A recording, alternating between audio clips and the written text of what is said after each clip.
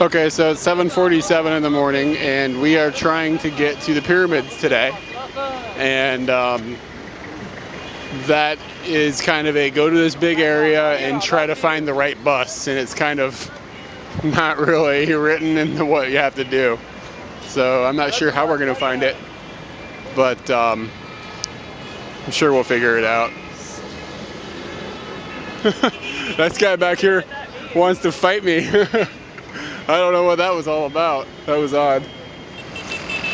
Okay, it's only been a couple of minutes, but I really wish you could see an above shot of what we're walking around in, and like we have no idea where we're supposed to actually be, so we're just kind of wandering around. It's this big, like a clover leaf basically, but it's like 3 clover leaves intertwined with each other, and there's fences everywhere, and if you go in the wrong place you're walking through human feces, and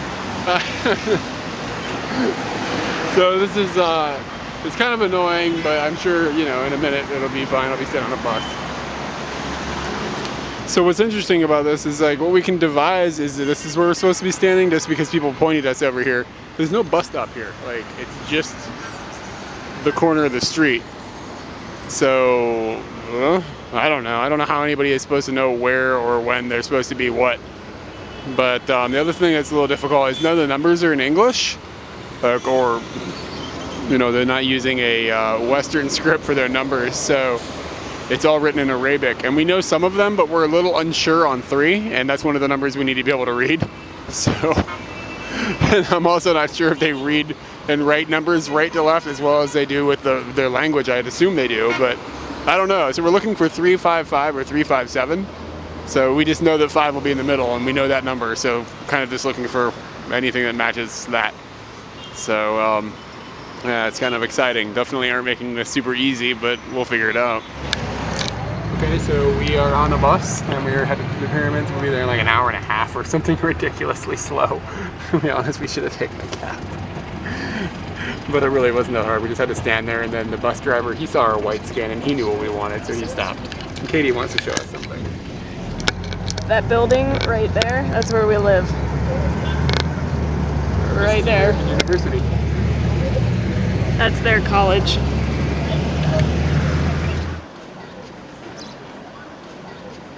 Okay, so we got off that bus, and while we were on the bus, actually, we met this girl who is a local, and we got to talking to her, and she actually works at the pyramids. So she was on the same bus as us, and it was the first time she'd ever been on that bus. So like while we're going along, the bus driver starts barking at us in Arabic, and we don't speak Arabic, obviously, and she does, and she speaks really good English. So she's kind of communicating back and forth with the bus driver, and it turns out that bus doesn't go directly there because it's like a 357 with a slash instead of a 357 bus. So we got to a bus station, and then we had to transfer. So she helped us with the transfer because she was going to the same place we were. We basically just followed her. And it's just really funny how quickly she can kick through things. Like, does this bus go where I want to go? How much is it? Okay, when does it leave? And then she can get on. Like, she can figure out all these things out really, really quickly. And it's just, I can't wait to be in a country where everybody speaks the language I can speak and be able to do things like that. It's really makes me jealous. But anyway, so we talked to her for a bit, and we ended up walking up this hill towards the pyramids with her, and we got to talk with her, and she told us about working here, and we told her about the traveling and everything, and it was a good conversation. Really nice girl. And so the final product is we're at a pyramid. That's a pyramid, and there's another one right behind this mountain. There's a third one off in the distance a bit. And what's interesting, and what nobody ever would really tell you unless you were me, is that's a city. So we are definitely not out in the desert. Like, you are right there. That's the edge of Cairo or Giza or whatever. It's just one big mess of city that continues forever, it seems like. So that's it, and it's a little hazy, but it'll probably burn off a little bit as it gets warmer outside. And we are going to go explore, and Katie is working on buying the tickets. She is using her student ID. She buys one ticket and then goes back a couple minutes later and buys the other one with the same student ID. And then we get a cheap price.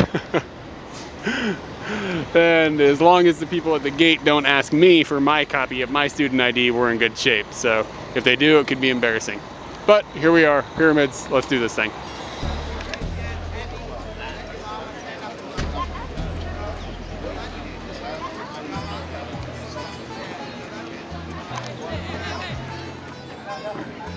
I mentioned this in the past, but see all the colors that the girls are wearing? It's pretty awesome.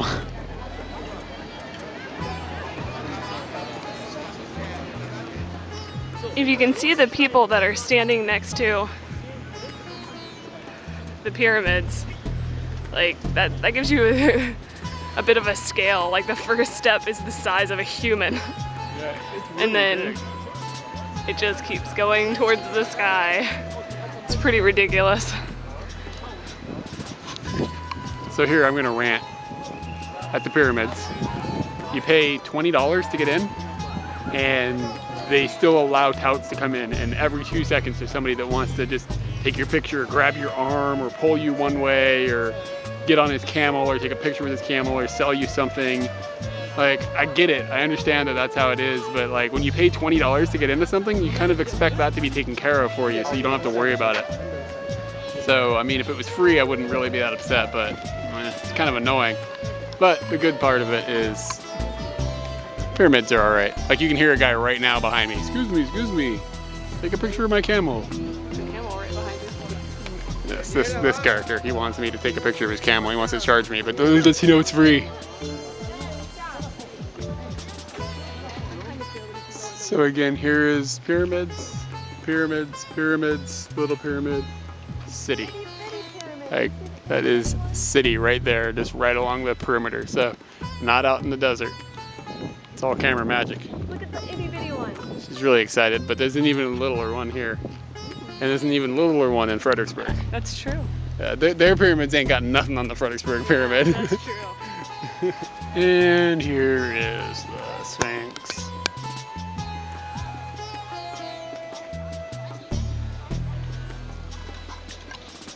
I'm here. So this is about as close as you can get to the Sphinx without, getting shot. And it's interesting. It's not proportioned like I thought it was. The head is a lot smaller. And I mean, I know a lot of it is eroded or whatever, but the head is a lot smaller than the body. Like, it's kind of freakishly small comparatively. And the bottom half is probably, I'm assuming, was underground for a while because of the way it's excavated around. It's kind of down in a hole. And the bottom half is really in good shape comparatively.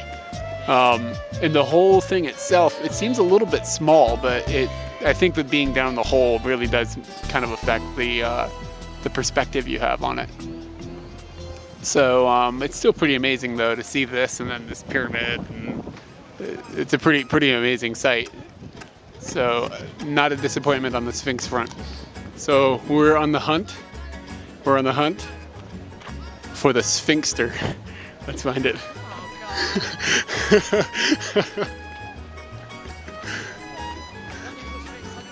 It seems like there's no Sphinxter. I'm gonna find it. I found it. There it is. There it is, Right people. by the tail.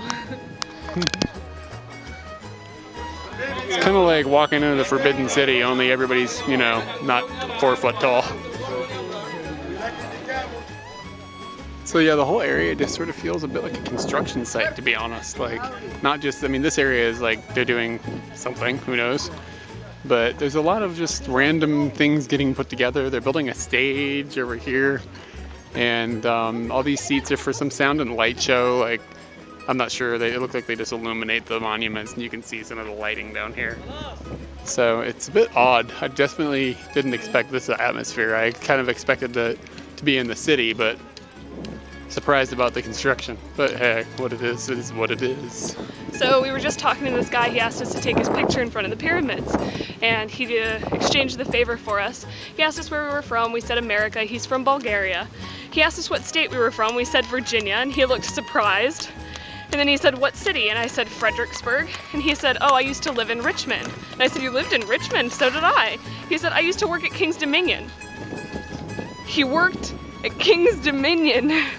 And he's in Egypt, but from Bulgaria. And somehow we've seen him. It's a very small world. And King's Dominion is the #1 stop.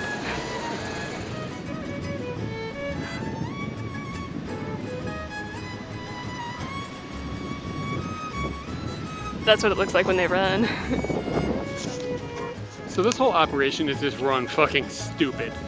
aside from all the touts being able to come in, when we were at the gate, you have to pay extra, which is a lot extra. It's like $6 extra to get into this pyramid, like to go inside.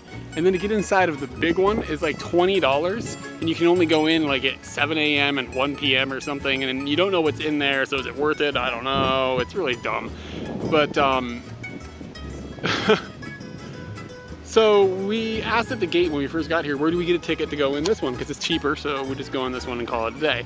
And they were like, you get it inside. So we go inside and we wander around for a while, and it's a long way from the main gate.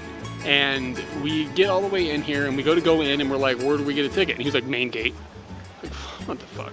So now we have to walk all the way back to the main gate in the sun to buy the ticket that we were told we were really gonna be able to buy in here. They just wouldn't sell it to us at the main gate. So anyways, so we walk all the way back out there and we get our ticket, everything's fine. We walk all the way back in here to go in, and the guy's like, you can't take your camera inside. And we're like, well, what do we do with our camera? And he was like, I don't know, just leave it with somebody. Like, he's like, puts his hand out. Well, yeah, I'm gonna give you my camera, guy.